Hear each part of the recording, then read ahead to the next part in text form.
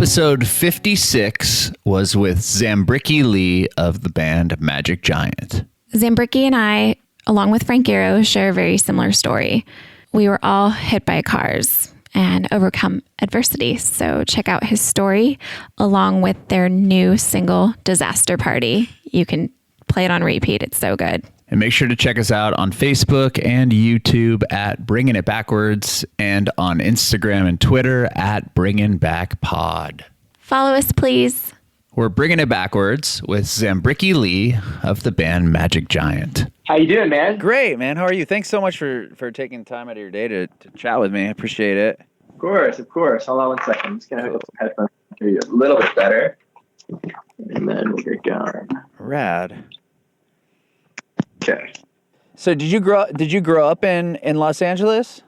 So I'm originally from New Jersey. Okay. Around the Asbury Park area, which is where Bruce Springsteen is from. And that's awesome. My first show I ever played was actually at the Stone Pony, which is like Bruce Springsteen's kind of club. That it's like the house that Bruce built. So he was always a looming force in the town I'm from. That's awesome. How'd you get a chance to play there? So it was actually I ended up a friend of mine and I ended up opening up for a Grateful Dead cover band. That's cool. So I was playing banjo, and he was playing guitar, and we played Psycho Killer by the Talking Heads. Rad. So it was just like one of those like kind of, I guess it wasn't really it was kind of like a local night, but these guys were like a big like local Grateful Dead cover band. Sure. And I think my buddy, I think his guitar teacher was in the band or something. So, so we were both like 15, 16. It's a pretty rad cover to do on banjo. Yeah, it actually works really good on the banjo. And I remember it because, it was a 21 plus club. Oh, okay. So I just remember being like, wow, this is so cool. Like, I'm allowed to be here right now. Like, I'm allowed here. I'm supposed to be here. Sure. Yeah. That's cool. Did they make you just go in and out, or did you get to like hang out for a bit? Yeah, I got to hang out for a bit. Yeah, I just got to like hang outside stage and kind of just like be around. I wasn't like going to the bar or anything. But right. It just felt really, because at those, when you're 15, 16, being inside a bar like that at night when people are there is like, it's a naughty place to be. Totally. Yeah, sure. Felt good. That's really cool. Well, how'd you get into music originally? I don't come from a musical family or anything. I don't have, nobody in my family really played music. I actually come from a family of nurses. So I have like a lot of people who work in the medical field. And my story is a little bit different than some people's. I got hit by a car when I was 13 years old. Oh my gosh. And my brain hemorrhaged. I went into the hospital. I was in a coma. And when I came out of the hospital, all my friends were back at school. I was out of school, out of commission. My parents were at work.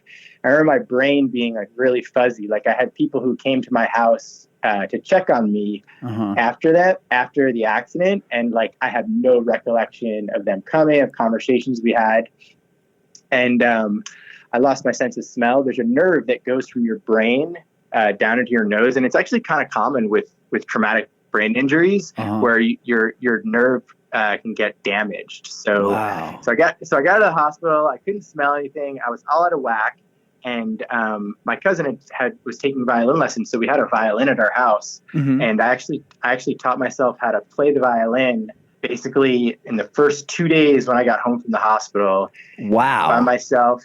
I just basically sat there and kind of played with it. And after the first couple of minutes, I remember I could make the vibrato sound. The tone of the violin, and I could play. Like by the time my mom came home from work, it was like I could play the violin. It happened actually really fast. Wow. For me. So I had never really thought much about that story. And then once Magic Giant started and people started asking me like, hey, where'd you learn how to play?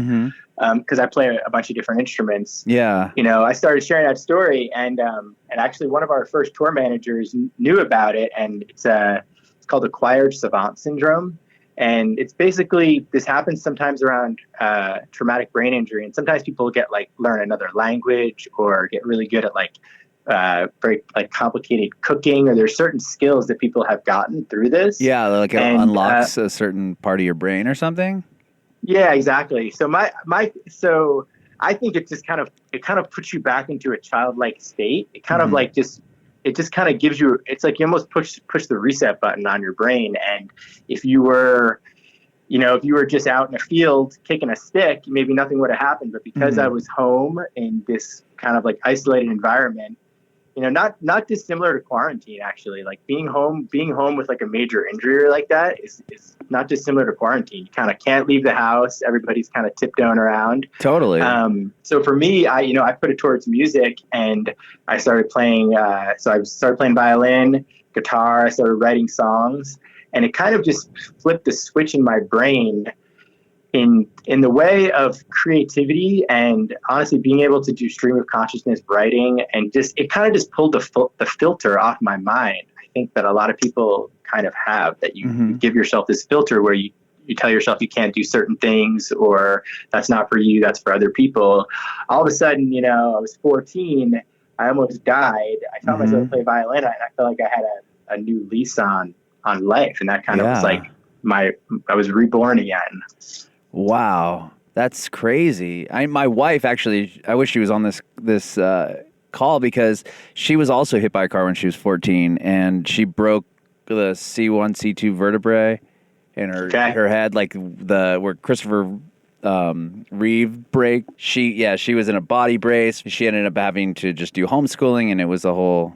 Yeah, it's really sad, and I mean that's sad for you as well. That's awful. You got hit at that young of an age, but I mean at least you were able to kind of make a positive with it.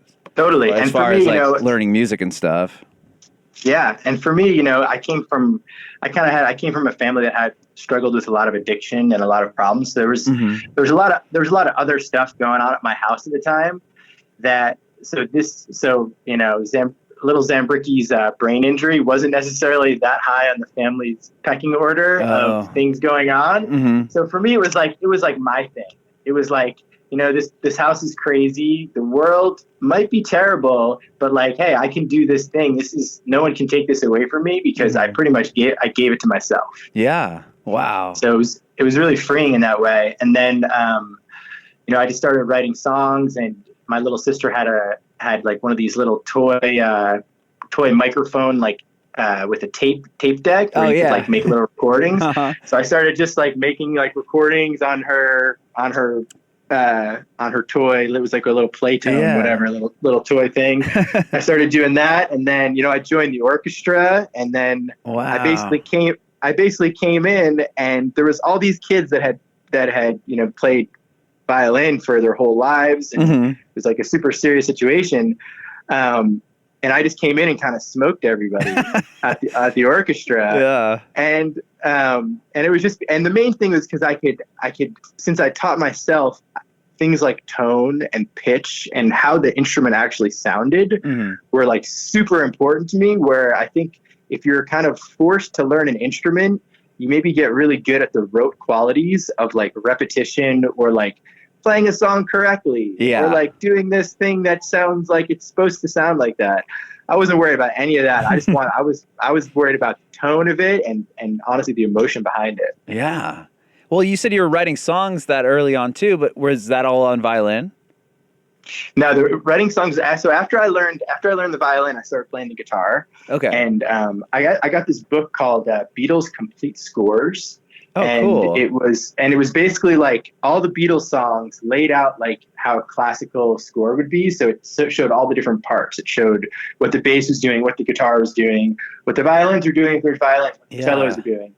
That's really cool. So I dove my head so hard into this book and learned how to play guitar, learned how to play bass, started playing banjo at that time too, and got really, really into stringed instruments. And I think it was tied into kind of some of the mania that I got from being in the accident and not being able to go to school and kind of just being on forced isolation. Yeah. I remember I used to sit with the instruments in a circle around me, and I would like play the guitar for 10 minutes, play the violin for 10 minutes, play the banjo for 10 minutes, play the piano for 10 minutes, go back to the guitar. And like, I started just finding how the similarities and the things that worked on all instruments. So I would play a song, I would figure out a Beatles song, and then I would play it on every instrument that they played it on the record. Whoa. I would just go in a circle. Wow. That's impressive. That's amazing. So from there, that's how I started writing. It was basically just, I mean, when I was 14, I could probably play 300 Beatles songs, like top to start, like all their I was just, my older sister was like super into the Beatles, so she just got me into it. We became like we became so into the Beatles that we like begged our mom to let us go to Liverpool, where the Beatles are from, and like go see where they live. So we actually like did that that was like our family trip. Wow, I've always wanted to do that. That's like I'm a huge Beatles fan as well. That's been like my goal, is to go see, Abbey Road Studios and go to Liverpool where they lived and stuff. That's really cool that you had a chance to do that. Yeah, we actually went to George Harrison's house where he grew up, like as part of this tour. It was called the Magical Mystery Tour, and like they took you around to all these like different Beatles landmarks. Wow. So we went to George Harrison's house where he grew up, and then the tour guide like knocked on the door, and there was just these other people lived there. It wasn't George Harrison's family. It was just like the new family. And they were like, "Oh, hi, yeah, George lived here." And it was like, that was the tour. So that was a little underwhelming. But we went to Strawberry Fields, which is like where John and Paul used to go. Yeah. So I was just totally into it, and then so that was kind of how I started doing music originally, and then I did I was doing like singer-songwriter style music, and I did an EP, and then I first came to Los Angeles. I had a song that was in a film called Paper Heart, and I played the song in the movie when they were doing the Nashville scene. So that was the first time I ever came to Los Angeles, was actually for the premiere of that movie. How did you get that spot in the movie? So I was, I guess to kind of roll it back, so I was from New Jersey, and then I did kind of, it's probably because of the kind of the tumultuous nature of like my family life at home. My sister and I moved out pretty young. Like my sister was a little older than I was. So she got a place when she was like 18. So I moved in with her when I was basically still in high school. And then when we got out of high school, blew out, went to South Carolina, then went to Hawaii, and then bounced to Nashville. So I was kind of like, I had this gypsy spirit where I just really felt like I just felt like I was creating my own movie. I just wanted to kind of make it interesting. So I would move around and just go to a city just completely by myself where I knew no one. And that's kind of what I did for Nashville. I moved to Nashville. I met a couple of guys at a show that had a publishing company and a country band in Nashville, and they saw me play and said, "Hey, do you want to come down to Nashville and work for us?" And I said, "When are you guys leaving?" And I said, "Well, we're actually leaving tomorrow." So I just went with them to Nashville. I didn't even know these people. Oh my gosh. And I can remember being in the car with them on the way to Nashville, and it was my birthday. Aww. But like I was embarrassed to tell them it was my birthday because I just met them. So I didn't tell them it was my birthday and sat in the car and drove to Nashville with them silently in my birthdayness. Oh my gosh.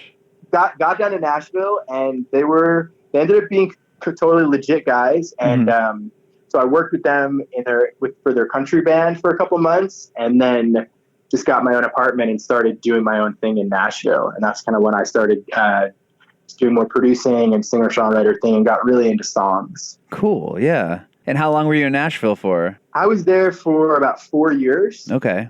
And I look at it as like that was my, I was self-taught on the violin and on the instruments, but that was kind of where I learned how to put a song together and really started taking everything more seriously, and got into the studio world and involved with like publishers and kind of more the business side of it, because Nashville is really like, it's an industry town. Yeah, it has a real system to it that kind of you can make fun of and poo-poo it, but it's really cool if you're just kind of getting started and you want to plug into something, Definitely. So after I left the country act, I got a little studio apartment right on Music Row, and it was right behind Warner Brothers Music and ASCAP, and right across from RCA Studio B. Wow. Johnny Cash and Elvis. Yeah.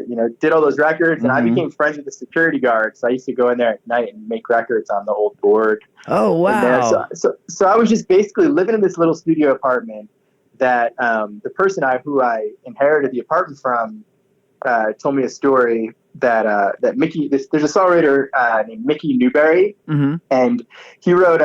He was a brilliant songwriter in the '60s, but kind of the one people know is he wrote. I just checked in to see what condition my condition was in, which was in the Big Lebowski. Oh, when yeah. He enters the drug scene. Yeah. So that's Mickey Newberry. So when Okay. I got this apartment, they told me, "Hey, Mickey Newberry used to live in this apartment. He used to write songs in this apartment." It was a little studio apartment, kitchen in the same room. It was like a true studio. So I was like, oh, that's cool. So, I wrote hundreds of songs just sitting in that apartment. And one day, I kid you not, I was in the shower, and all of a sudden, I felt the presence of someone in the shower with me. Wow. Right? Uh-huh. And then, so I was like, okay, weird. And my theory is it was the ghost of Mickey Newberry came to me in the shower. It could be. I'm dead serious. Because that apartment had a lot of songs inside of it. Yeah. It really did. I could just sit there and write without and I think the fact that it was just such a tiny little space and I was living there by myself, it just allowed me to kind of dig in on it. So my neighbor in that building was a publisher, and he knew the Hollywood company. I think the movie was done by Lionsgate, so he knew the casting director or whoever was the music director for the movie. And he just said to me, I saw him in the hallway, and he said, "Hey, I know these Hollywood people who are looking for music for a movie. If you have anything." And I had just written this song called "Airport Goodbye," and I said, "Yeah, actually, I do have something." So when they came to town, I met with them, and it was almost like a casting call thing, except I played the song. So I played them the song, and then they ended up picking it for the movie. So I was in the movie to use the song.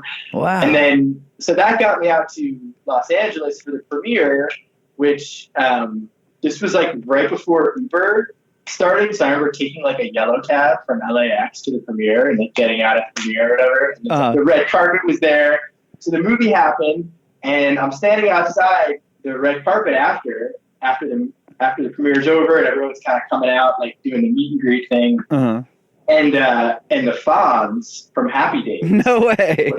comes up to me, and he said, I was wearing this hat that I wore in the movie, and he said, "Hey man, it sounded great. I love the hat." And I was like, and I kid you not, I had been in Los Angeles for 30 minutes, and already the Fonz came up to me and gave me a compliment. Yeah. He meant it. He was really nice. So I was like, wow, Los Angeles is amazing. Yeah. It's incredible. Probably the best introduction to LA there could be. Totally. So a movie premiere and the Fonz? A movie premiere and the Fonz. So I ended up basically staying from then. I ended up couch crashing with friends who had a place, and then I grabbed an apartment, and that was kind of how life started in Los Angeles. And and I was at that point I had a little bit of a bump as a songwriter doing that, but it wasn't it wasn't really that big of a deal in the largest scheme of things.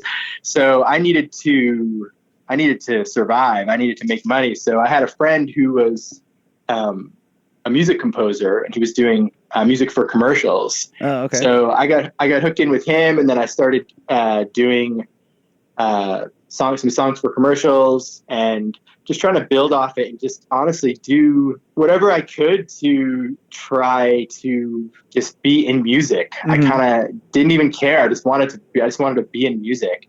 So I was doing that. I was keeping writing, and was it hard to transition from writing your own stuff, like singer-songwriter, to the commercial music writing?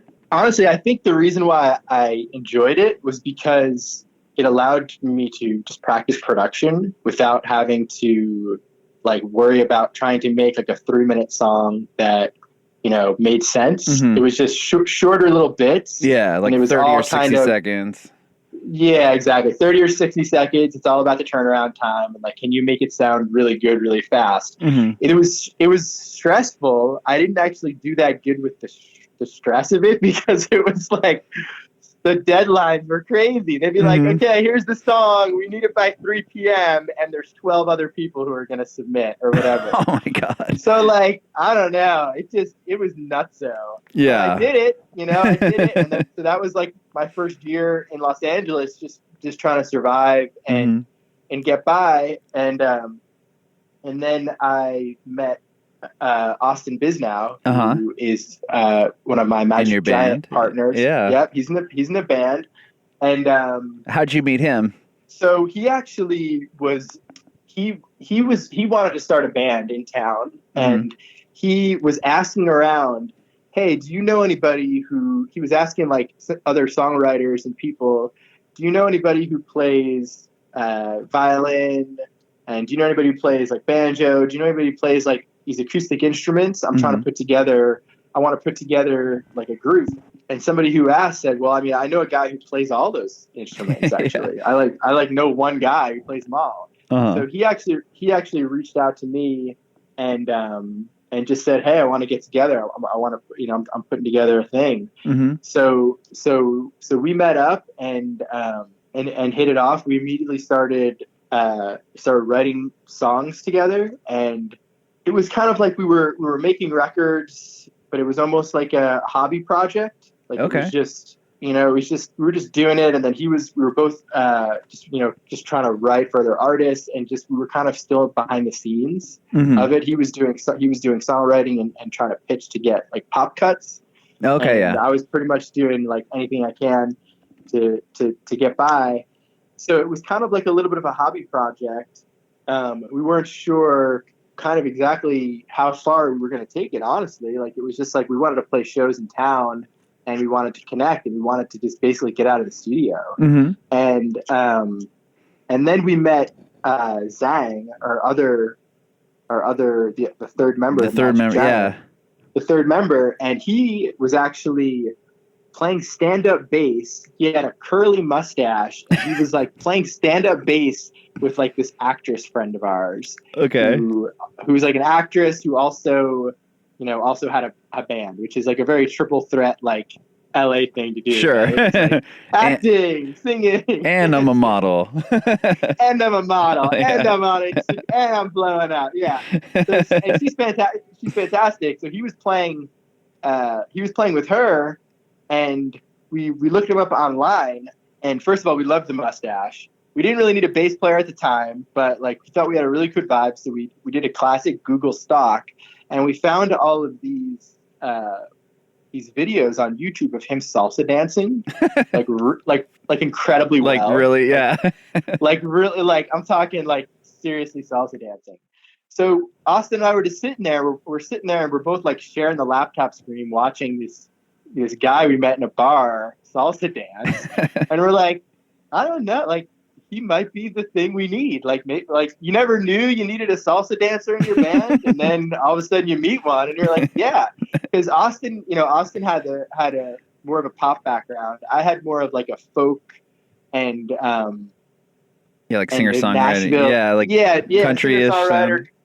Yeah, kind of country. Yeah, not like country-ish, but like, yeah, kind of more folk, like Bon Iver or Iron and Wine.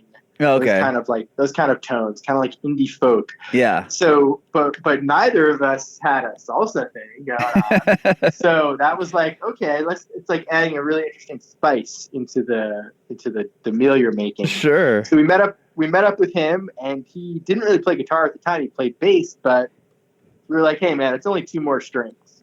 Yeah. Like, bass is 4 strings, guitar is 6 strings. You can do this, man. You can do this. We need a guitar player, because I play guitar, and that's the instrument I primarily write on. But for at the live shows, I'm playing mostly violin and instruments that kind of have that sizzle. Sure, like a lot of people play guitar. I don't know how many people you could find on the street that would be like, I can play the violin, and I can play the cello, and I can play the.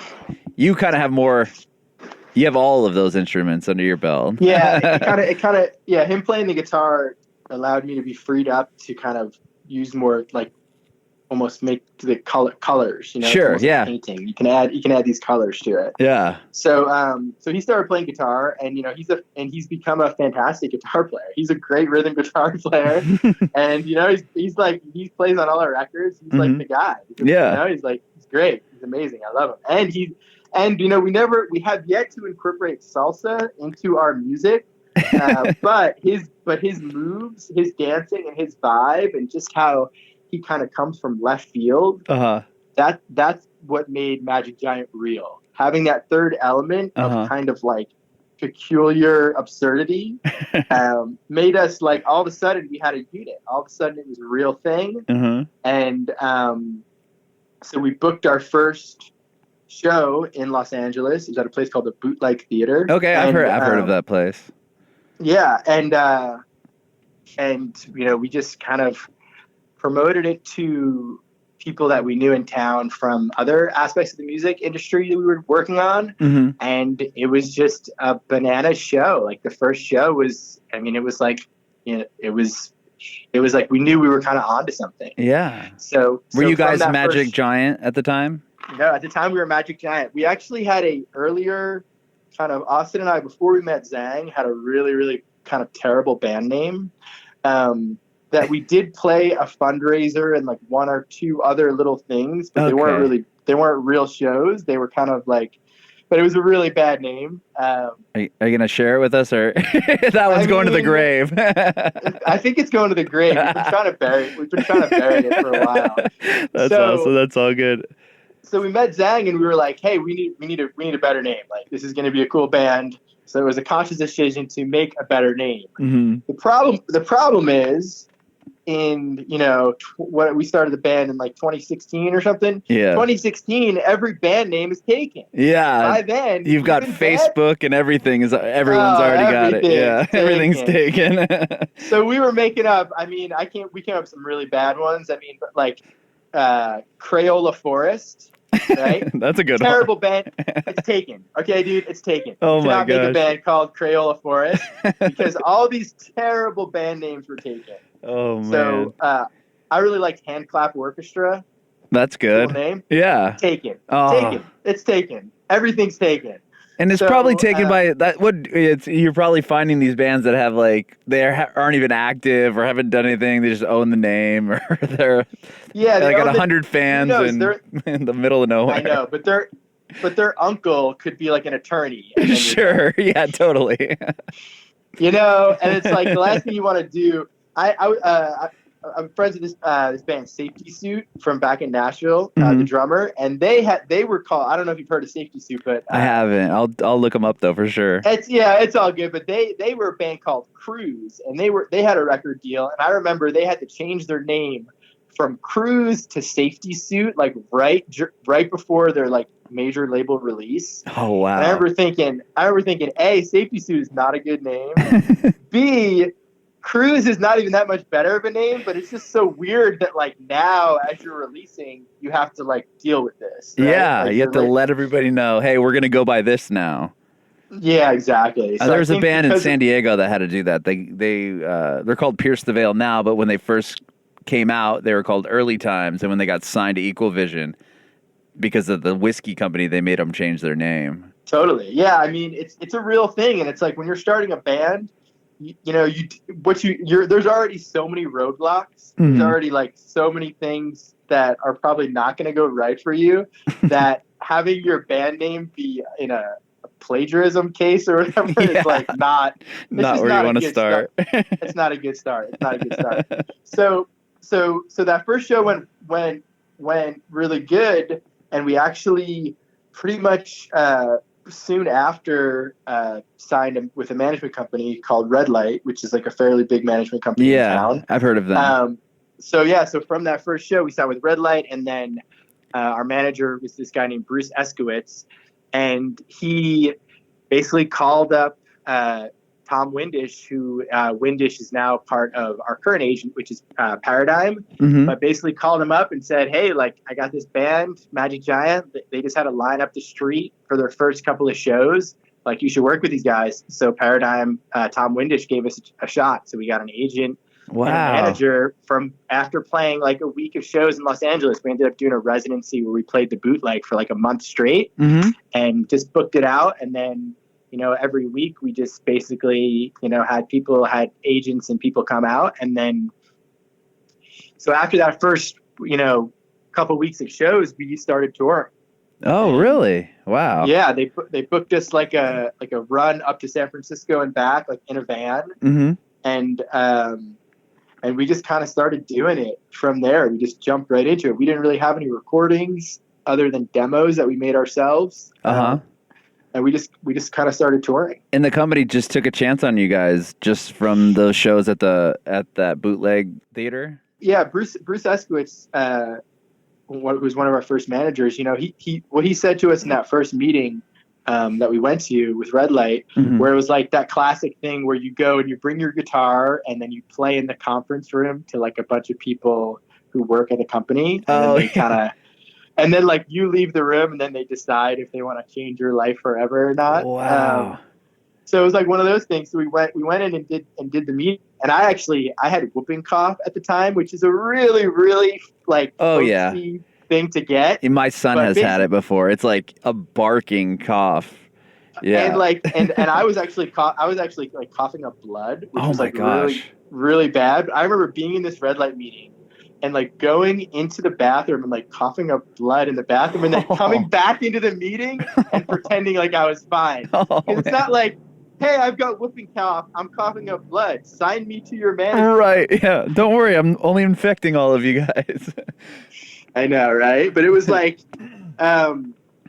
so we started touring. They took a chance on us, and Bruce Eskowitz said, people hit him up all the time to try to get their band signed, and he says to them, call me when you have a line up the street to get into your shows. That's what he tells people all the time. And he said, well, you guys already have a line up the street, so I'm just going to do it. Yeah, right. Well, tell me about that. Was aside from having whooping cough and spitting or going in and having to cough up blood in the bathroom, like how were you guys really nervous? Like, tell me about like after you played the song, like did you walk out of the room and just waited for them to decide? Like, how did that work? So it was interesting because Zang actually didn't come to this meeting because I don't know what happened. It was just like he couldn't make it. So Austin and I went in there, just the two of us, and we learned a lot in that meeting because we make a joke about it now, but it was like they sat us down and they said, so are you ready to get in a van and go on tour and try to just slug it out and bring your music to the world? And Austin, the singer, goes, I don't know. It sounds terrible. and I was like, no. What he means to say is absolutely we're willing to get in a van and tour. So that first meeting, we learned a very important kind of trick that we've used many times since, is that we always say, if we're ever in a meeting and someone says, and then one of the band members says something that the other band member doesn't agree with, we say, adding to that. So that would be like, no, I don't want a tour. And then I would say, adding to that, we really want a tour. Oh, that's funny. Like, that's awesome.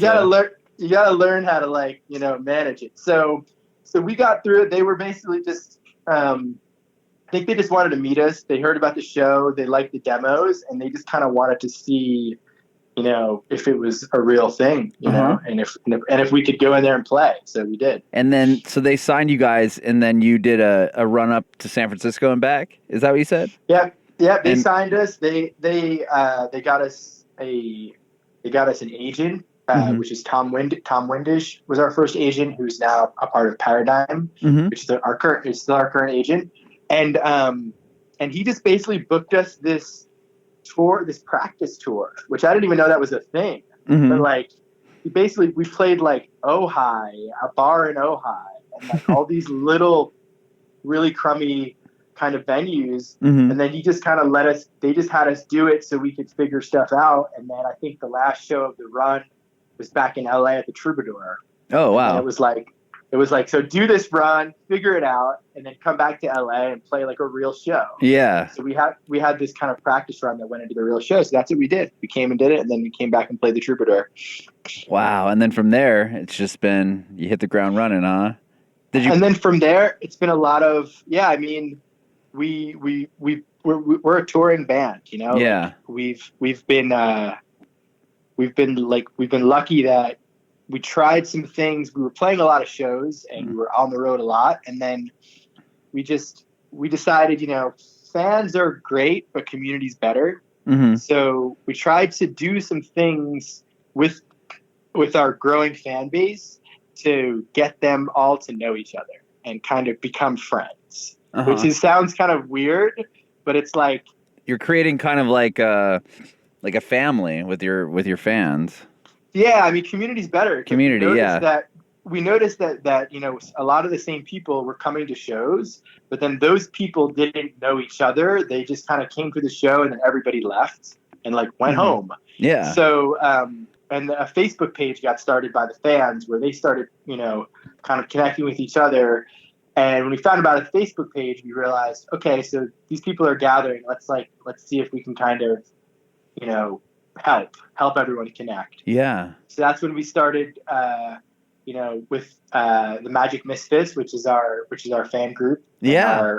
Our community, and we just started doing. And honestly, it just started with a little manifesto, which was basically like, you know, 10 things that we believed that we wanted them also to believe, you know. Yeah. And just like a little bit of identity, and so we just put it on a little flag, you know, put it on the internet, like, hey, these are the Magic Misfits. These are some of the things that we believe in. You know, the wallflowers that jump off the walls, you know, and a community of people who take care of each other and respect each other and, you know, want to help out each other and the world around them.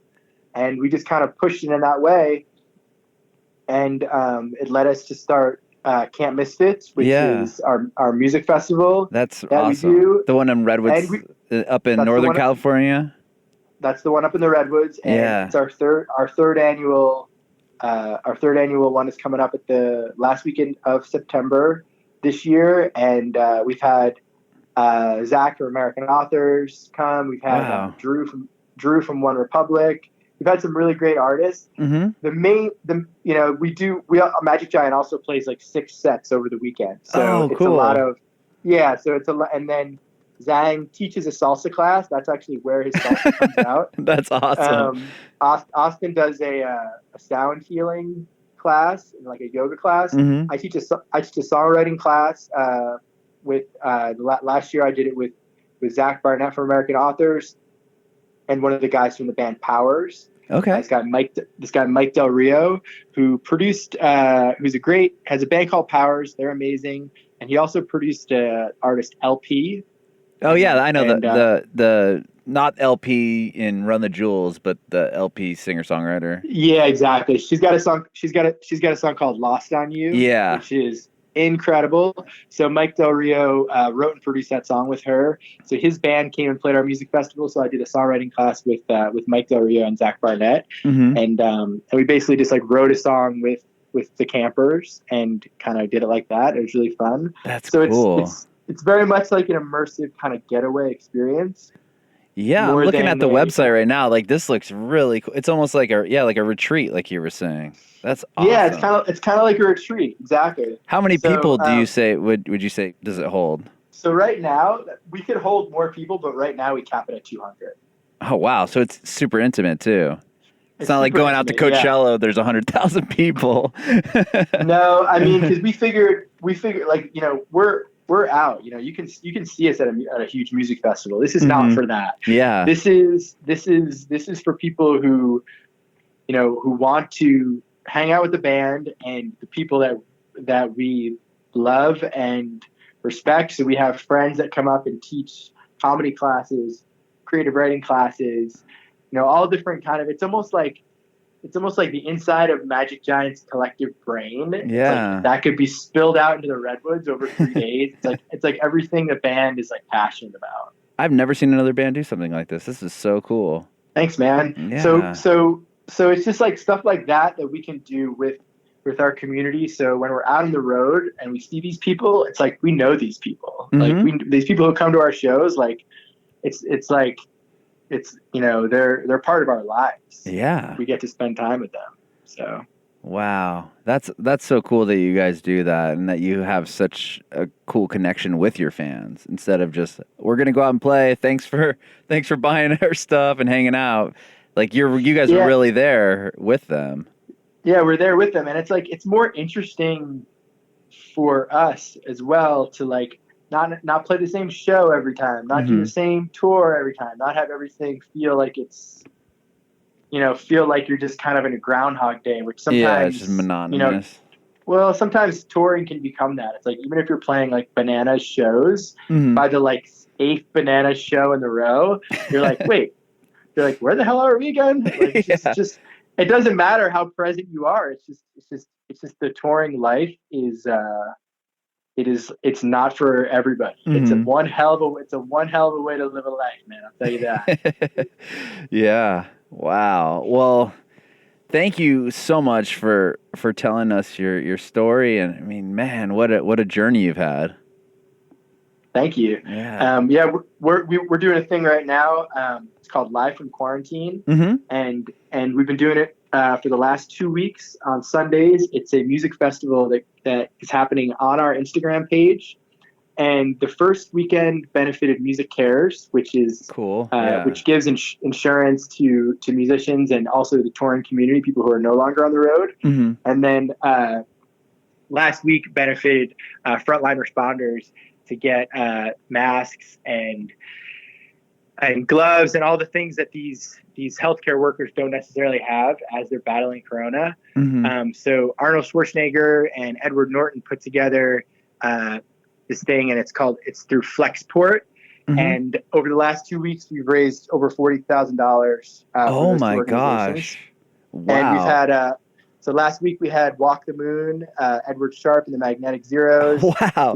We had LP come out. We had the week before we had Alan Stone, Naco Bear. So basically, what we're doing is like all these people that we've met the Head and the way. Heart. Jeez, you got Mondo Cosmo. I think I'm looking at the right lineup.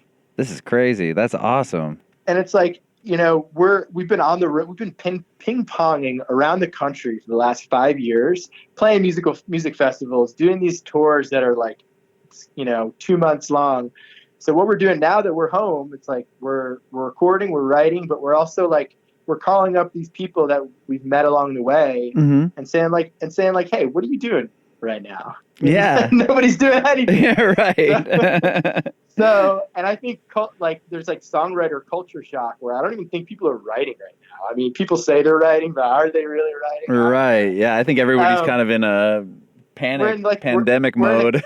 We're in collective like comatose right now. Totally. So we're trying to take that energy and kind of focus it a little bit. And we know that it's just chipping away at the problem, and it's not, we're just doing a very small part, but it allows us to kind of keep present into what's going on right now in the country. And it's a great way to see people at least once a week in kind of a more of a live setting. Yeah. I love these, kind of like the quarantine videos that artists have been doing. I think it's so cool it sucks that everybody can't be around each other, but it's one of those things that when you watch it, it's like, you get to watch your favorite artist performing in their living room. You're inviting them into your own home and stuff. I think that's so cool to be able to see that. Like, it's kind of like behind the curtain look at artists and stuff.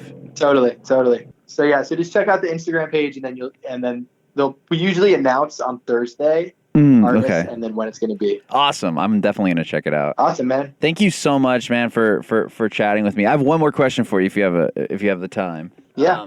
I want to know if you have any advice for aspiring artists. Yeah, I mean, I'd say write the best song you can, and then write the worst song you can, and then write the middle song you can, and then just keep writing. I would just try to write hundreds of songs, and in this day and age, I would, being able to produce at least a fully functioning demo where it sounds really good. And that's not a demo like a crappy little iPhone thing.